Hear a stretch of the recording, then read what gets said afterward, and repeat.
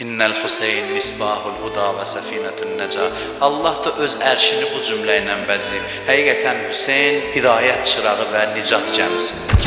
Biz bu 10 gündən çox böyük gözləntidə olaq. Allahın adına and olsun, İmam Hüseyin minbərindən and içirəm. Bu məclislər həyat bəxşdir, həyat bəxş.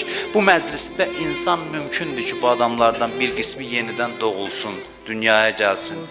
Mən hər il Allahdan istəmişəm, hansı ziyarətə getmişəmsə, Kərbəlada olanda, həcdə olanda demişəm, ilahi bu 10 gün Məhərrəm məclisinin birindən də məni binəsib eləmə. Mən bunu bir ziyarət kimi arzulamışam. Çünki mən oxumuşam, eşitmişəm ki, bu 10 gecədə ölü qəlblər dirilə bilir. Vallahi ki, dirilə bilir. Dedi ki, Peyğəmbər salavatullah baxdı İmam Hüseynə, dedi, ey Allah ərşinin zinəti, ey Allah ərşinin zinəti.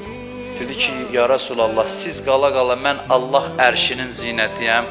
Dedi, mənim gözümün işığı. Mən Meyraca gedəndə Allahın ərşində bu sözü oxudum. İnnel Hüseyin misbahul huda və səfinətün nəca. Orada yazılmışdı. Evimizi bəzəyərik tabloyla, şəkillərlə, gözəl rəsimlərlə. Allah da öz ərşini bu cümlə ilə bəzəyib. Həqiqətən Hüseyin hidayət çırağı və nicat gəmisidir. Nicat nədir?